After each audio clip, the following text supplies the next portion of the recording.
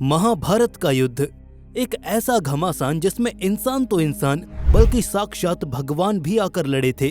18 दिनों तक चलने वाले इस महायुद्ध में कौरवों और पांडवों के बीच एक भीषण संघर्ष हुआ। इस दौरान भीष्म पितामह जैसे महारथी से लेकर कर्ण जैसे अत्यंत दानवीर और दयालु योद्धा तक ने अपने प्राणों की आहुति दी। दुर्योधन के घमंड का नाश हुआ और शकुनी के छल का अंत। धर्म और अधर्म की इस लड़ाई में दोनों ही पक्ष के 45 लाख योद्धाओं ने इस युद्ध में हिस्सा लिया था, मगर जंग खत्म होते होते केवल 18 योद्धा ही शेष बचे थे। शेष सभी वीर गति को प्राप्त हो गए। ये महज एक कहानी नहीं बल्कि इतिहास है। इतिहास की एक ऐसी कथा है जो आदमय साहस, भीषण संघर्ष, छल कपट और सही गलत की समझ की गाथा सुनाती है। दोस्तों, आज हम आपके सामने वो सबूत पेश करेंगे जो इस बात की चीख चीख कर गवाही देंगे कि ये महाभारत वास्तव में कुरुक्षेत्र में लड़ा गया था। ये वो सबूत हैं जो आर्कियोलॉजिस्ट और रिसर्चर्स को अपनी एक्सपेडिशंस के दौरान मिले। इन्हीं सबूतों के आधार पर यह कहा जा सकता है कि महाभारत का युद्ध वास्तव में आज से करीब 5000 वर्षों पूर्व हुआ था। हिंदू स्क्रिप्चर्स के अकॉर्डिंग ये वॉर कुरुक्षेत्र, जो आज की डेट में मॉडर्न स्टेट ऑफ हरियाणा में मौजूद है, वहाँ आज से 5000 साल पहले एग्जैक्टली 3137 BCE में लड़ा गया था। हिंदू धर्म के सबसे मशहूर और पवित्र ग्रंथ गीता में इस युद्ध का विस्तृत वर्णन देखने को मिलता है। ये ग्रंथ युद्ध भूमि में खड़े भगवान श्री कृष्ण और अर्जुन के बीच हुई कम्युनिकेशन को डॉक्यूमेंट करता है। श्रीमद् भगवत गीता में इस युद्ध से संबंधित बहुत सी घटनाओं का वर्णन है। 700 श्लोकों और 18 अध्यायों में बटा ये ग्रंथ कृष्ण, अर्जुन, संजय और धृतराष्ट्र की अलग अलग डॉक्यूमेंट्रीज और डायलॉग्स का एक कलेक्शन है। इसमें इस युद्ध की शुरुआत से लेकर आखिर तक पेश आने वाले हर वाकये पर जानकारी मौजूद है। खैर, आइए अब आगे बढ़ते हैं उन सबूतों की ओर जिनकी खोज रिसर्चर्स और आर्कियोलॉजिस्ट ने अपनी खोजबीन के दौरान की। ये वो सबूत हैं जो चीख चीख कर महाभारत की सत्यता का प्रमाण देते हैं। सबूत नंबर 1, नक्षत्रों और तारों की गवाही। दोस्तों, कहते हैं कि तारे झूठ नहीं बोलते, ये सबके राज जानते हैं। लेकिन सोचिए, क्या हो अगर खुद ब खुद ये तारे महाभारत की सत्यता की गवाही दें तो? शायद ये बात आपके लिए चौंकाने वाली हो, मगर ये 100% सच है कि महाभारत में बहुत से ऐसे एस्ट्रोनॉमिकल ऑब्जर्वेशंस का विवरण है। वेदव्यास जी द्वारा रचित महाभारत को अगर आप ध्यान से पढ़ेंगे तो पाएंगे कि इस पूरे ग्रंथ में एक नहीं बल्कि कई बार तारों और नक्षत्रों की दिशाओं और व्यवस्थाओं का वर्णन किया गया है। ये कुछ वैसा ही है जैसा हम आज की तारीख में डेट्स डालकर करते हैं। मसलन अगर आज कोई घटना होती है तो उस घटना के साथ एक तारीख जुड़ी होती है और यही तारीख इस घटना को इतिहास में एक स्थान दिलवाएगी। पुराने दौर में ठीक यही काम तारों और नक्षत्रों की दिशाओं के विवरण के साथ किया जाता था। फॉर एग्जाम्पल, जिस दिन कर्ण की मौत हुई उस दिन धरती के आकाश में नक्षत्रों की स्थिति कुछ ऐसी थी। And here is the story takes twist. आज की डेट में टेक्नोलॉजी इतनी ज्यादा डेवलप हो चुकी है कि कुछ ऐसे कंप्यूटर सॉफ्टवेयर्स मौजूद हैं जो पूरे के पूरे यूनिवर्स का एक सिमुलेशन प्रोवाइड करते हैं। और आप चाहें तो खुद भी इन सॉफ्टवेयर्स में किसी भी स्टार या कॉन्स्टेलेशन की पोजीशन डालकर ये चेक कर सकते हैं कि क्या कभी पास्ट में स्टार्स की ऐसी फॉर्मेशन बनी भी थी या नहीं। अगर बनी थी तो उस दिन एग्जैक्टली क्या डेट थी। वेल, इन सब सिमुलेशंस का इस्तेमाल करके महाभारत में डिपिक्टेड कॉन्स्टेलेशंस और स्टार क्लस्टर्स की पोजीशन को चेक किया गया तो वो पूरा टाइम फ्रेम असली निकला। यानी महाभारत का युद्ध जिस भी टाइम फ्रेम में क्लेम किया जाता है वाकई वो उसी वक्त घटित हुआ था। ये एक साइंटिफिकली प्रूवन फैक्ट है जिस पर कोई भी उंगली नहीं उठा सकता है और चाहे तो कोई भी इसे रेप्लिकेट कर सकता है टू चेक वेदर महाभारत के दावे सच हैं या महज फसाने।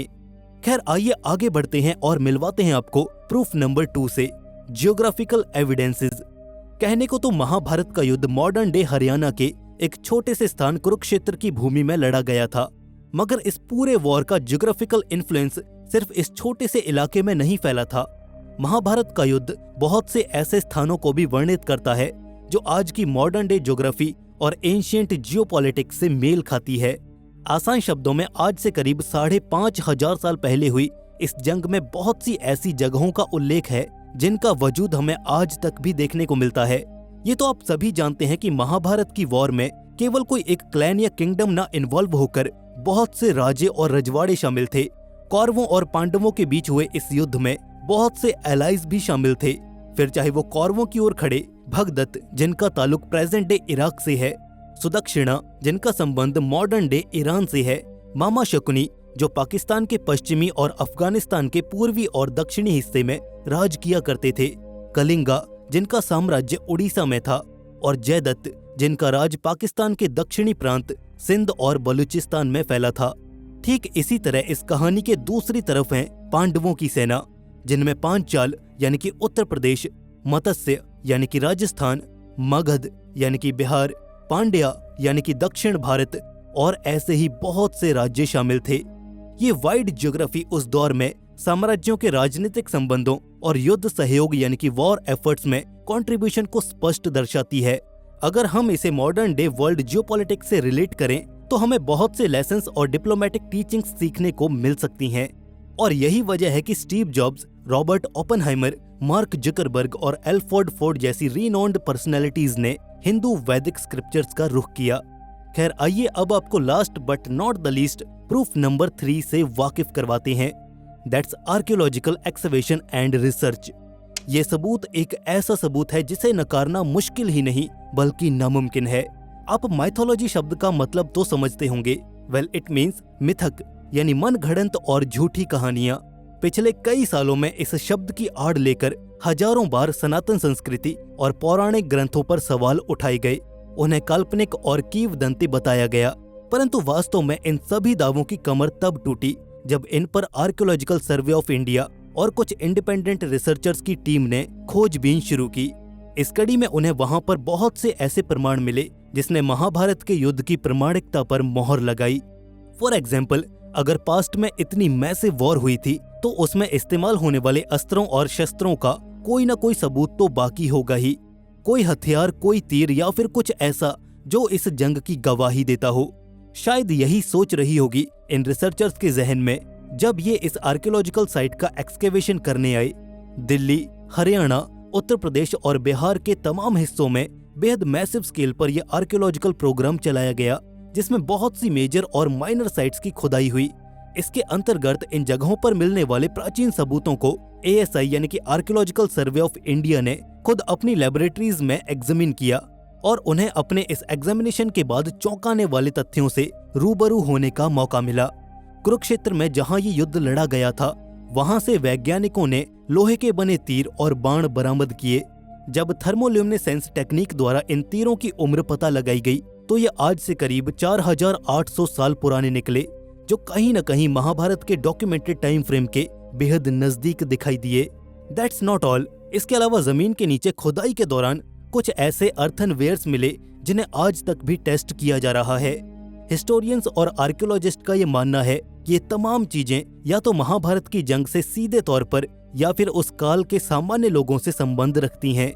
इन ठोस सबूतों के साथ ही Dwarka the drowned ancient city भी एक जीता जागता सबूत है जिसने महाभारत के हक में गवाही दी।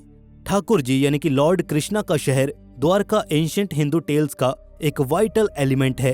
बताया जाता है कि जब श्री कृष्ण ने द्वापर युग में पृथ्वी को छोड़कर स्पिरिचुअल वर्ल्ड का रुख किया तो उनके पीछे काली युग की शुरुआत हुई, जिसके चलते द्वारका और इसके नगर निवासी समंदर के आगोश में समा गए।